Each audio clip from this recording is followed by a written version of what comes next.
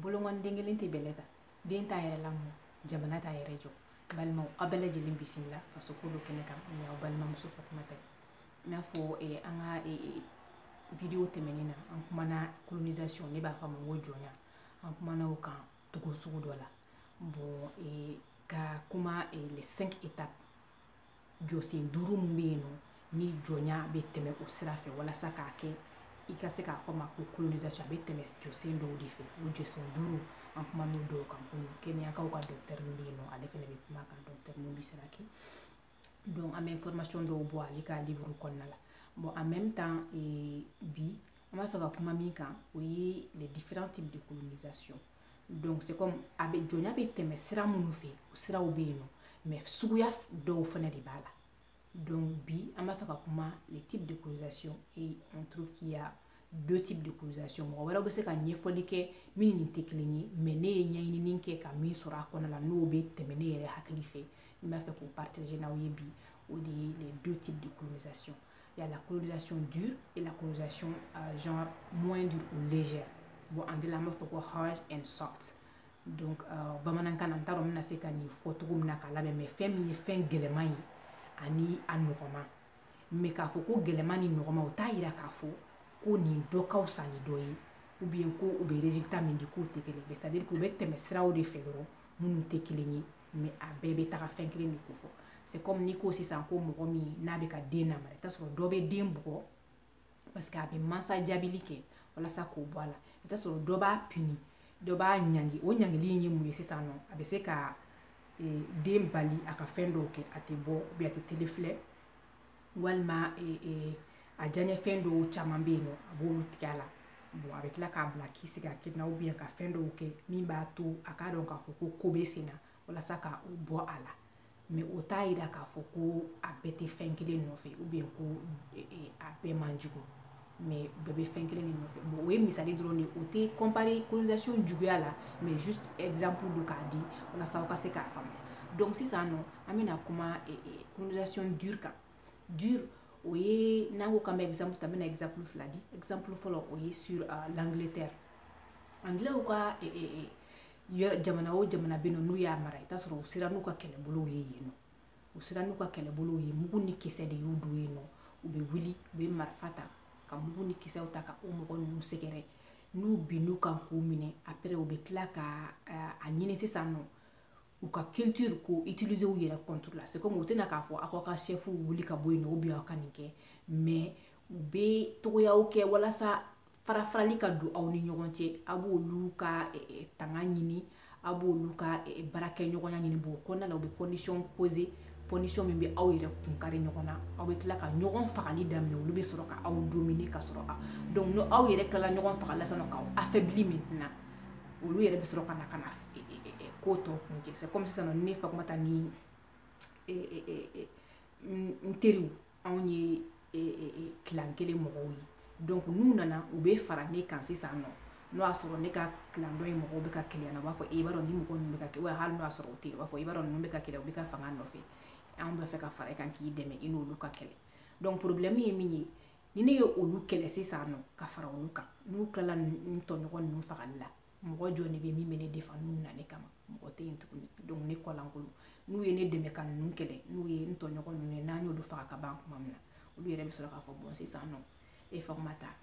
an ko an b'a fɛ k'an ka ko kɛ tan i b'a ta an ka dabada kan walima an b'i faga taa yɔrɔ jumɛn bɛna taa yɔrɔ tɛ na bilen parce que n faral'u kan k'an yɛrɛ tɔw kɛlɛ donc hali n'u ko k'olu bɛna bin ne kan sisan taa yɔrɔ wɛrɛ tɛ na parce que ni minnu kan ka kɛlɛ kɛ ɲɔgɔn fɛ n y'olu d'u ma u k'olu faga ka ban donc u tun bɛ na ni nin stratégie in de mais parce que u tun bɛ nin kɛ cogo di parce que marifaw b'u bolo mugu ni marifa b'u bolo u bɛ jigin aw kan n'o de ye ka sɔrɔ ka na stratégie ninnu bila en place pour que k'u ka dégâts humains mɔgɔ fagata min n'olu kan ka bɔ olu cɛ la walasa ka dɔ b'o la aw yɛrɛ ka dɔ k'a la fɔlɔ après olu yɛrɛ bɛ sɔrɔ ka na en puissance maintenant ka na bin aw kan ka aw mara k'a k'aw ta ye u ye nin suguya de kɛ Nigéria u ka livre dɔ bɛ yen nɔ en anglais ko Signal and Noise signal et bruit n'o y'a traduit en français la livre bɛ n'i y'o kalan ça te dit vraiment ça te donne beaucoup de détails sur ce qui s'est passé au Nigeria pendant la fɛngɛ non o ye ta fanfɛla ye dɔ in ta ye colonisation in modern Nigeria donc bref Deuxième exemple mis sur la colonisation, forme de colonisation dure, oui, fana est français. Français ou ambado n'amba forme ko pénétration coloniale française ou do nan kan mugu ni kisedi e kadam ne fengala disons Sénégal kana Mali la kana Côte d'Ivoire kana Burkina Bénin yoro be no Afrique de l'Ouest ko français o yado nabe wele ko colonie française ou Cameroun et tout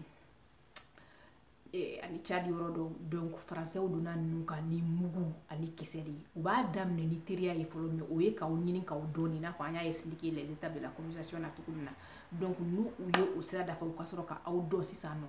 voilà u bɛ sɔrɔ ka na ni kɛlɛbolo ye ka na bin aw kan bon binkani dɔrɔn fɛnɛ kun tɛ kɛ u b'a ɲini ka aw taabolo yɛlɛma non seulement u bɛ na avec la puissance armée de l'armée bɛ tila kana fana avec la technique de l'assimilation an b'a fɔ min ma ka mɔgɔninfin fili i yɛrɛ ma c'est comme u bɛ na ka n'a fɔ anw ɲɛna anw ye sauvage de baganya kɛwalew de b'an na an ɲɛ ma yɛlɛ adamadenya taabolo dɔn olu ka taabolo de adamadenya taabolo donc u b'o jagoya an kan an kumacogo an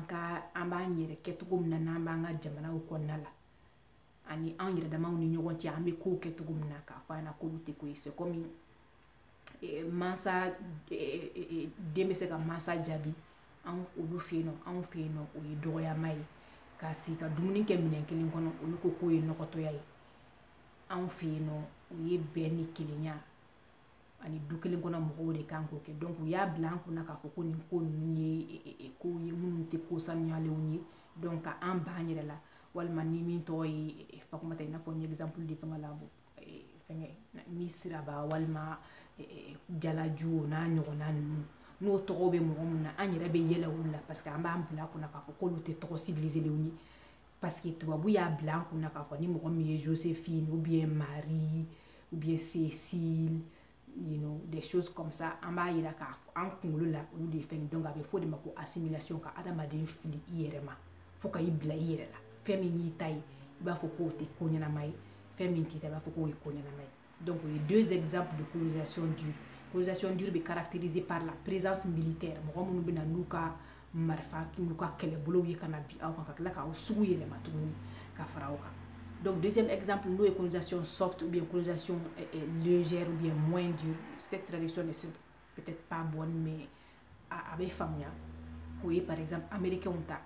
olu bɛ na u tɛna commencer ka bin aw kan u bɛ na ni culture sira de u tɛ wuli ka kɛlɛbolo nati aw ye yɔrɔnin kelen ten to olu bɛ na ni culture n'o ye aw ka seko n'aw ka dɔnkow siraw ye kalan b'o la fɛngɛ dɔn ni dɔnkilidaw b'o la k'a ɲini ka ɲɔgɔn taabolo dɔw b'o la donc u bɛ na ka programme d'échange bila sen kan u b'a ɲini k'aw ka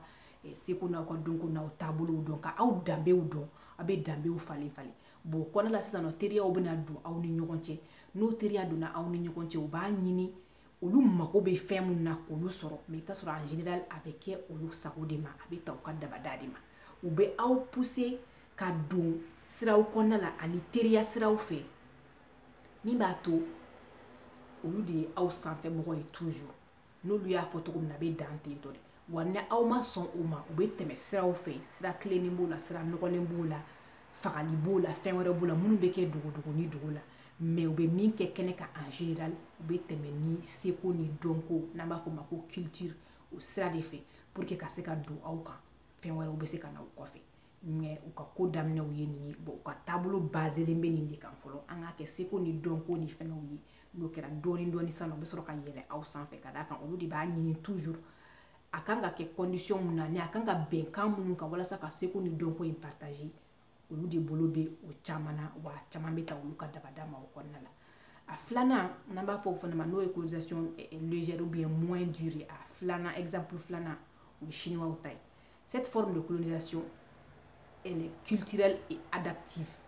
économique en même temps américains ta ye culturelle ani économique ye chinois ta fana c'est culturel adaptif aussi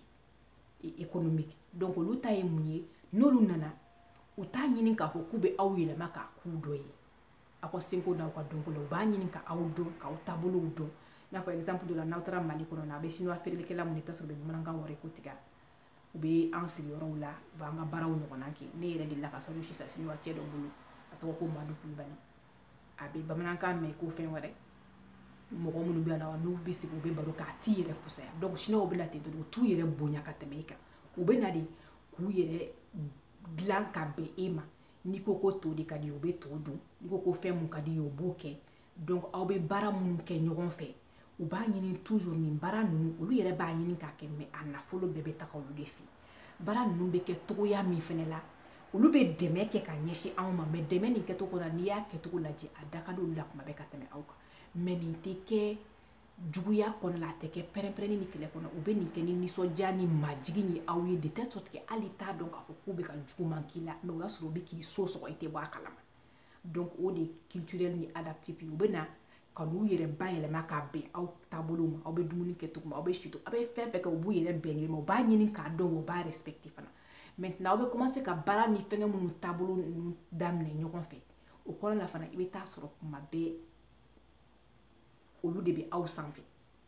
kuma bɛɛ fɛn fɛn bɛ sɔrɔ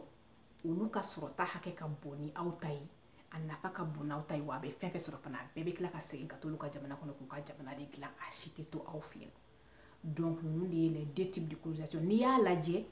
i b'a ye k'a fɔ dɔ de bɛ na ni mugu ni kisɛ ye dɔ bɛ na ni kegunya sira ye mais a bɛɛ bɛ fɛn kelen de nɔfɛ n'o ye ka aw dominer ka aw mara ka aw dun olu sago la ka sɔrɔ aw ma bɔ a kalama aw bɛ ka fɛn min di a bɛ k'a kɔnɔ k'a fɔ k'aw bɛ ka sanni feere kɛ walima ka fɛn falen nin tɛ n'i y'a lajɛ a kɛra togo o togo la a da ka di olu de la olu de bɛ ka tila ka développer bon u b'a kɛ ni fɛngɛ minnu fana ye su ye n'u ni fɛn wɛrɛw b'a kɔnɔna la aw tɛ minnu ye mais n'i y'a analyser i bɛ tila ka na ye k'a fɔ ko anw minnu ye farafinw ye anw de ka bɔ t'a la donc nin tun ye les deux types de colonisation an tun b'a fɛ ka kuma min kan bi n'o ye la colonisation dure et la colonisation moins dure ou bien légère ou bien souple quelque chose comme ça dure o ye minnu bɛ na ni kɛlɛbolo ye ka cun aw kan ka aw mara kolo ni fasa ka aw ka dugu ci ka u yanka aw kunna ka tila ka aw taabolo kɛ yɛlɛma ka k'u ta ye an b'a fɔ faransi y'o kɛ Angleterre y'o kɛ assimilation b'o la bon colonisation moins dure ou bien légère walima soft en anglais o ye an y'o exemple de n'o ye chinois ani américain olu bɛ na ni seko ni dɔnko n'o ye culture ye merci olu bɛ na n'o échange ninnu de ye donc o de kɔnɔna sisan u b'a essayer ka don aw kan nin t'a yira k'a fɔ ko ninnu ka méthode bɛɛ de ye nin ye nin ko fɛngɛ u si tɛ taa ni kɛlɛbolow ye mais dans les contextes de colonisation u donna ka bin jamanaw kan ka marali kɛ ni nin taabolo ninnu de mais a taabolo fɛn fɛn bɛ yen nɔ a fila bɛɛ la o finish a laban bɛ tila ka na kɛ ni maramafɛntaw ni fɛngɛw ye kɔfɛ mais dans procédure la ni jamana ninnu ka procédure taabolow de ye nin en matière de colonisation ou bien en matière d'échange diplomatique u ka taabolow tɛ kelen ye donc ni différence de b'u taabolo ni ɲɔgɔn cɛ nin fɔkun ye mun ye ka da kan bi gɛlɛya min bɛ mali kɔnɔ wariko gɛlɛya t'a fanba ye baarabaliya t'a fanba ye et puis fɛngɛ corruption o t'a problème ye problème ye mun ye dɔnbaliya an ni mɔgɔ minnu bɛ ɲɔgɔn na an bɛ ka taa taabolo minnu kan bi an tɛ taabolo ninnu dɔn an ɲinɛna an yɛrɛ kɔ an b'a fɛ ka kɛ minnu ye fana an t'olu dɔn donc n'an ye nin taabolo ninnu dɔn k'a faamuya an b'a faamuya de la k'a fɔ ko ja an b'a fɛ ka faransɛw ka armée min wele k'olu kana dɛmɛ n'olu b'an fɛ yen kama an b'a fɛ ka baara kɛ ni nin mɔgɔ minnu ye n'u taabolo ye nin an b'a dɔn o la an bɛ se k'an janto an yɛrɛ la cogo di ka baara kɛ n'o ye mais n'an tɛ nin si dɔn f'an bɛ k'an kun su a la ka taga ten dɔrɔn wayi u nana an ye jɔnya juru kɛ ka tɛmɛ bibi na teriya de b'an ni ɲɔgɔn cɛ an ka essayer ka adamadenya kɛ mais adamadenya bɛ ka kɛ anw hakili la k'a bɛ ka taabolo min fɛ o n'olu bɛ ka taga n'a ye taabolo min fɛ u tɛ ka bɔ jɔ sen kelen na donc dɔ b'a faamuya dɔ t'a faamuya dɔ bɛ yen nɔ o bɛ k'e namara ka sɔrɔ i t'a kalama e bɛ ka na ka sɔrɔ i kɔnɔ jɛlen don i hakili la ko tɛ yɛrɛ donc ni aw tɛ ka ɲɔgɔn ye o cogo la digi bɛ kɛ dɔ la nin k'a la digi bɛ kɛ anw de la o ta bɛ fɔ ko ni m'i jujɔn don laban ko b'i kamana gan anw filila an yɛrɛ ma an y'an taabolow to yen ka da kan colonisation ni fɛnw jɔnya o y'a bila an kunna k'a fɔ ko anw taabolow man ɲi k'anw ɲɛ yɛlɛnnen tɛ anw ye baganw ye olu taabolo la i bɛ se ka i mansa dɔgɔya ni a kɔrɔla i bɛ taga fili so dɔ kɔnɔ n'a sara i bɛ taa su dɔ k'a ka wari ta anw taabolo la i b'i mansa ladon fo ka taa fɔ ko saya sera a ma olu fɛ yen duwawu ni danga tɛ yen n'i ye min kɛ o bɛnn'i ma parce que i ta y'i yɛrɛ anw fɛ yen duwawu bɛ yen danga bɛ yen donc maintenant anw bɛ ninnu kɛ u b'a fɔ ko ninnu ye mɔgɔ ye minnu tɛ ko kalama ninnu ye sauvage ye mais n'olu b'a kɛ olu ta ye ɲuman ye olu ta tɛ sauvage olu de bɛ se ka taa bin mɔgɔw kan k'u faga ka muso ni denw faga ka bɔnbu jigin u kan k'a bɛɛ faga mais ni anw wulila ka révolte k'an bɛ marché kɛ ou bien k'a fɔ k'u y'an faga cogo min na k'an b'u fɛnɛ faga a bɛ fɔ k'anw de ye baribari ye donc ninnu kɛkun de ye k'olu ka violence justifier nga anw minnu mana fɔ k'an bɛ wuli k'a fɔ k'an ma an kumakan labɔ k'an ka nisɔngoya yira a bɛ fɔ ko anw ye baganw ye nin bɛɛ kɛ kun de ye walasa u ka se ka continuer k'an dominer o de y'a to an b'a juger nécessaire ka to ka vidéo kɛ ka faamuyali di mɔgɔw ma mɔgɔ kelen hakili kelen mɔgɔ fila hakili fila i bɛ taa sɔrɔ aw bɛ dɔ dɔn ne t'o dɔn ne bɛ dɔɔni min fɔ aw ɲɛna fana n'aw bɛ se ka fɛn fara aw kan a y'o k'an ye ni aw bɛ se ka fɛn yɛrɛ fana corriger a y'o fana corriger o de y'a to an bɛ se ka taga ni ɲɔgɔn ye a bɛɛ ye maliko de ye parce que an k'an hakili to a la jɔbaga tɛ Mali la malidenw kɔ aw k'an bɛn siɲɛ wɛrɛ ni aw balimamuso Fatumata ye merci